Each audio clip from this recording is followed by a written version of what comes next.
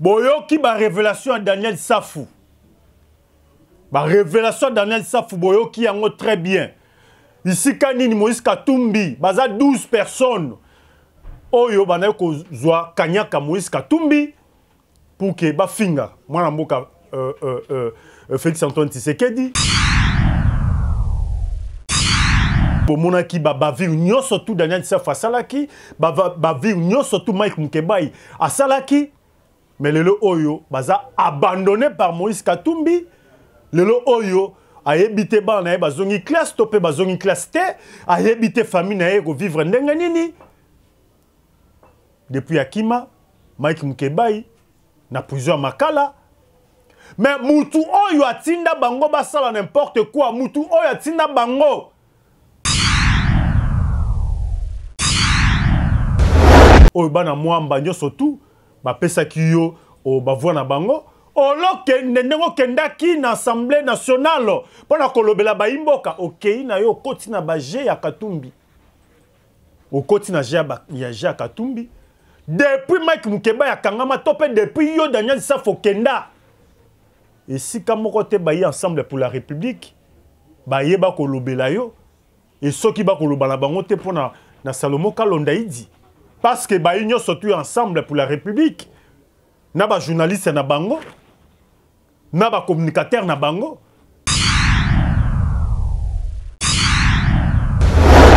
Sont calculés, je nage dans les $30 000. Ok. Voilà, cotisation. Mais dans un monte tout ça, 12. Ok. Mais ta machine, 12, 30 000, 30 000, hein? On dira 5 ans. Mais dans un problème, il y a 5 ans à tout inviter.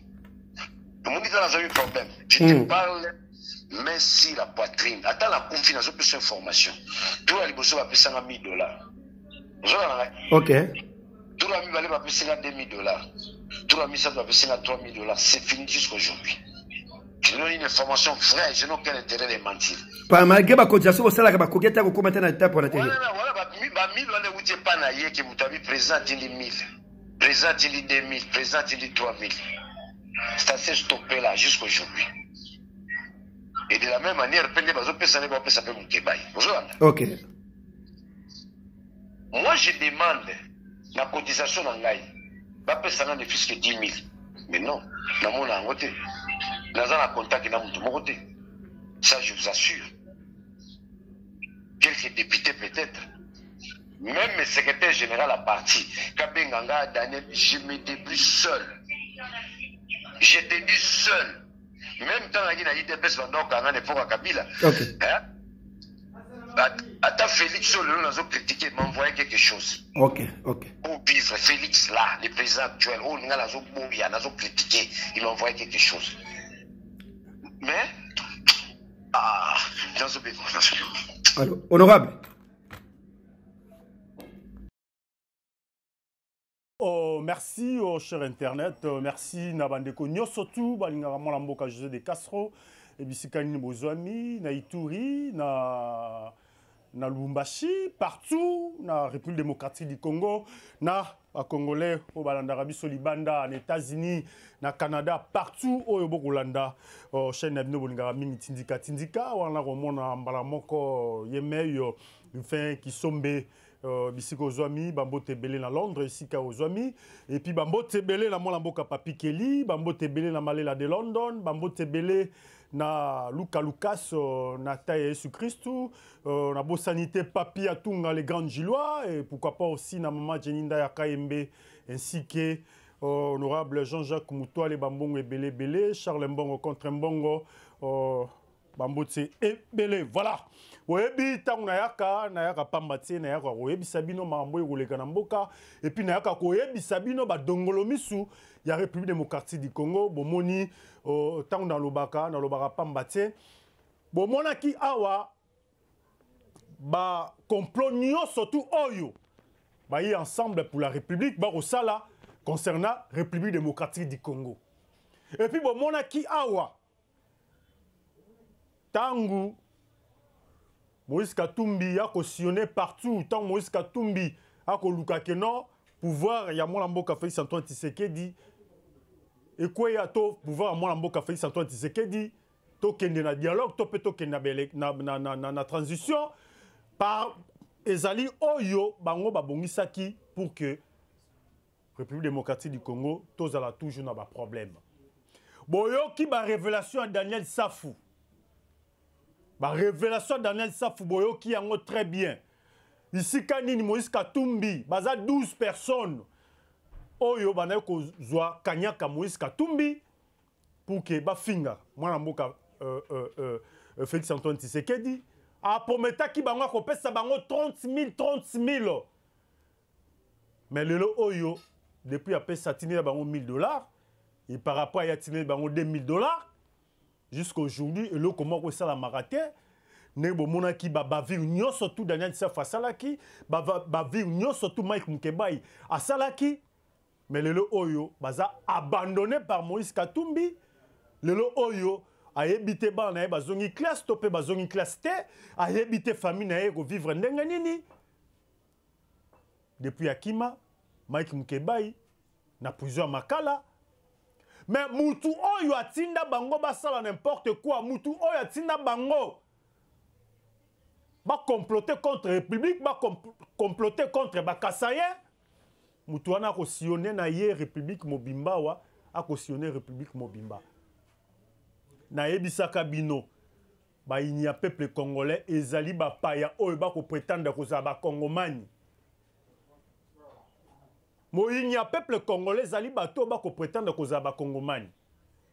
Bomoni pe ba révélation uti ko bima awa. Ba révélation uti ko bima ya matata ponyo ba révélation sur uti ko bima. Na ba société oyo ya sala. Ba société oyo ya sala, ba révélation uti ko bima. Tala ba inya peuple congolais. Daniel Safou tu étais li. Ozaki eli ya lukunga oyo pito ya funa oyo bana bandal ba pesaki et pito ya mwamba pardon oyo bana mwamba nyoso tout ba pesaki yo o bavwa na bango olokende ndenge kendaki na assemblée nationale pona kolobela ba imboka okei na yo koti na ba je ya Katumbi okoti na je ya Katumbi depuis Mike Mukeba ya kangama topé depuis yo Daniel Safou kenda et si kamoko te ba yi ensemble pour la République baye ba kolobela yo et soki ba kolobala bango te pona na Salomo Kalonda idi parce que ba union surtout ensemble pour la République na ba journaliste na bango na ba communicateur na bango ba lobaka toujours pona Salomo Kalonda idi et jamais ba loba pona Daniel Safou et jamais ba loba pona Mike Mukebai. Tala nini esika bobungi sa vision esika bobungi sa vision la bino tant que ba député eli obungisi vision bokoti na masolo ya kanyaka tala lelo sika kanyaka mimi bino tala lelo sika Moïse Katumbi ya mimi bino yiwana kotambola zaki na mbandaka akei kikwiti yiwana za na bulungu akotambola akodéplorer toujours arrestation ya Salomo Kalonda idi et jamais akodéplorer arrestation ya yo Mike Mukebai jamais ako réclamer yo Daniel Safou depuis okima depuis okenda ko batama. Moutou atina bino la citation la haine. Atina bino la citation la haine. Kofinga. Kokane la kenon voilà pouvoir ya tout royo. Toko kote la bakasayen nandako. Toko bouma bakasayen. Tala lukola $30,000. Au bungisi sans ya congolais. Au bungisi sans étant qu'eli. Ba congolo ba votayo. Parmi ba congolo ba votayo. Il y avait aussi des kassayen. Mais le lobby que non, voilà, je dis des vérités. Ceux qui n'ont pas koufa, mais déjà dans le lobby vérité. Ok, ils sont plus loin. Il y a un que non. Tant aux alaki na IDPS. Tant aux alaki na IDPS, ça t'a bakangi wapi. Félix Antoine Tshisekedi dit que continue de la yo moi le meilleur. Pour la kisa, le oyo président on a ko critiquer na ko finga. Mais tant nazalaki na ye partout bana ko kangangai ale ko tina na malo meya ako ya ye moko physiquement et ko lakisa que non voilà mutu aza na souci ya mboka mutu aza na souci ya ninga na e congolais yo moko leli ba kongoma nyoso tu bayoki ndenge nini okolela Tango ozalaki pembeni ya mwana mboka Félix Antoine Tshisekedi partout banda ko kangayo abandaki koya akotindela yo pe le meya akopesa yo quelque chose akokipe voir même famille na yo.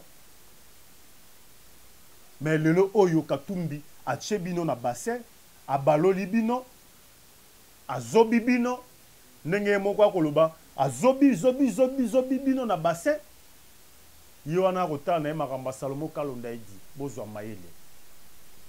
Bozwa mayele. Félix Antoine Tshisekedi abandaki kotala otango bandaki kokanga yo parce que Félix Antoine Tshisekedi aza na 100 Congolais. Les Congolais ayebi ke bakangi wana azali mwana mboka lokola ngai toko menena elite moko. Daniel Safu tozonga na nsima. Yo menena Moïse Katumbi elite wapi? Bato nyonso tu bakolandaka Moïse Katumbi likolo ya kanyaka boye bango peuple akolapide bino lobi. Parce que beaucoup tcha pays na insécurité. Likolo ba propre intérêt ya Moïse Katumbi. Likolo ba propre intérêt ya Moïse Katumbi. Lelo oyo okomona mwasi na yote okomona bana na yote. Likolo Moïse Katumbi. Nicolas Moïse Katumbi. Mais pardon, Kosenga, Daniel Safu, Top Mike Mukeba, pardon, Kosenga, c'est déjà trop tard. Parce que Botinda voir même, Tokokote la baluba, la banda, ou Tokokata kata baluba. C'est déjà citation à la haine. Raison pour laquelle, Mike Mukeba, Yazana Boloko, raison pour laquelle, Yo Daniel Safu Kima. Vous comprenez? Tant que beaucoup ça la politique, il faut boyer baka na ko kangana nani na ko nani ngo ko parrainer ngai na politique. Mais lelo oyo soki muto yo bondimi ko tcha vina bino en cause likolo na ye, mais ata appel à pamba benga rabinote. Au côté kambo calcula $30,000. Au côté kambo calcula $30,000. Et tant que député papa, au reçoit qui 21 000. Au comment autant on a pas ça 2 mois en boka Félix Antoine Tshisekedi a payé ça ba député. Mais le colo à $30,000. On dit ni au tekamboka, on dit ni au tekande qu'on a au Congolais. On dit ni au tcha via bakase à cause à danger na Lubumbashi du colo à Kanyaka. Du colo à Kanyaka Daniel Saf.